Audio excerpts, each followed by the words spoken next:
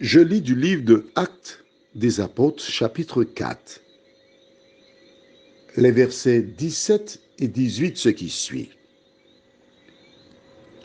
Mais afin que la chose ne se répande pas davantage parmi le peuple, défendons-leur avec menace de parler désormais à qui que ce soit en ce nom-là.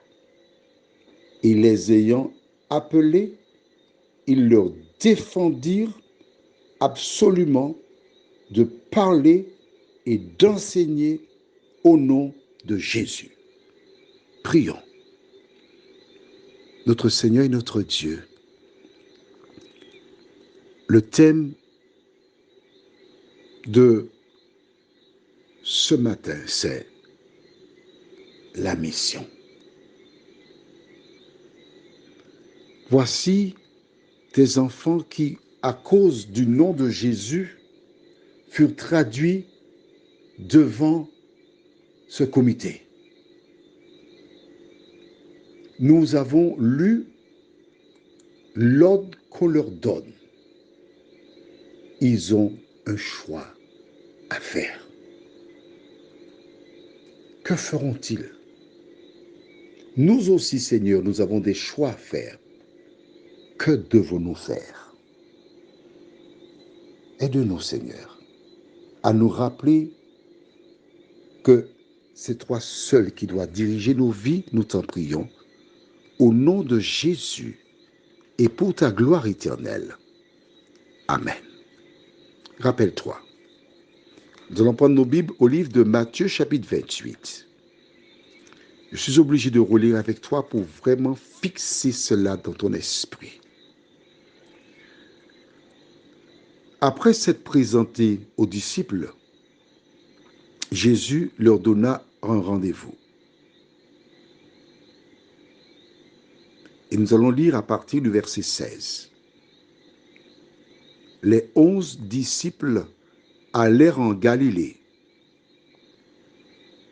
sur la montagne que Jésus leur avait désignée. Quand ils le virent, ils l'adorèrent. Mais quelques-uns eurent des doutes. Mais plusieurs, notamment Didyme. Tu te rappelles qui est Didyme? On avait vu cela déjà. Celui qu'on appelle Saint Thomas. Celui qui voulait voir pour croire. Il l'appela Jésus mon Seigneur et mon Dieu. Alors Jésus leur dit, au verset 18, Jésus s'étant approché, leur parla ainsi. Tout pouvoir m'a été donné dans le ciel et sur la terre. Allez, faites de toutes les nations des disciples, les baptisant au nom du Père, du Fils et du Saint-Esprit, et enseignez-leur à observer tout ce que je vous ai prescrit. Et voici, je suis avec vous tous les jours jusqu'à la fin du monde. Amen. C'est ce que Jésus a donné comme mission.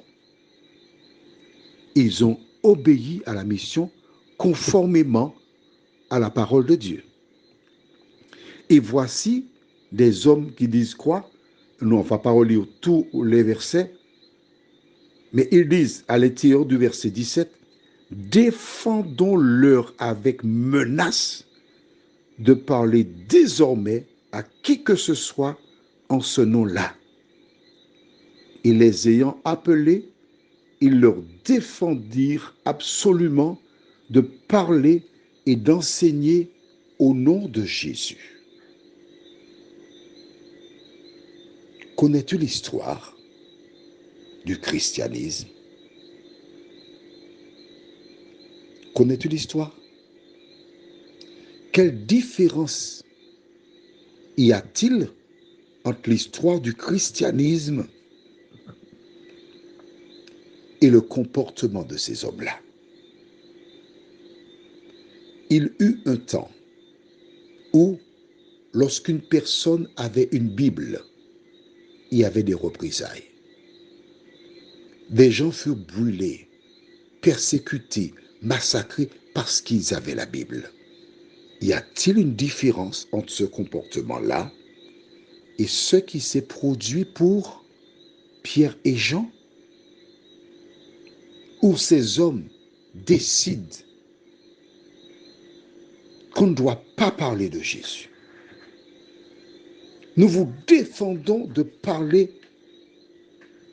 Ils ont tellement peur de prononcer le nom de Jésus qu'ils disent, à la fin du verset 17, défendons-leur avec menace de parler désormais à qui que ce soit en ce nom-là. Jésus est si indésirable qu'ils ne veulent même pas prononcer son nom. Donc, si on ne peut pas parler de Jésus, de qui peut-on parler? Car si tu enlèves Jésus dans l'évangile, tu n'as pas l'évangile. Tu as une fable. Parce que Jésus est le cœur de l'évangile.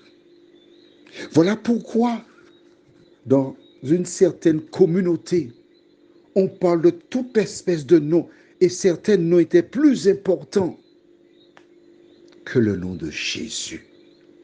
Les siècles se sont écoulés, mais les mêmes pratiques du temps des sacrificateurs sont encore en vigueur, utilisées par le même diable. Que firent-ils? Que dois-tu faire du nom de Jésus? Rappelle-toi, David marcha contre Goliath au nom de l'Éternel. Alors toi, fais de même. Prions. Seigneur, tu as donné une mission à tes disciples. Voilà pourquoi Pierre et Jean ont été, et en ton nom, ont fait ce miracle. Voici, on leur propose une autre mission, différente que la tienne, qui s'oppose à la tienne. Nous aussi, Seigneur, les gens nous proposent beaucoup de choses, mais nous avons un choix à faire. Choisir l'Éternel des armées. Seigneur, aide tes enfants à lire la parole, car ce n'est qu'ainsi qu'ils seront à même de te faire plaisir, nous t'en prions, au nom de Jésus, et pour ta gloire éternelle. Amen. Je te souhaite une bonne journée.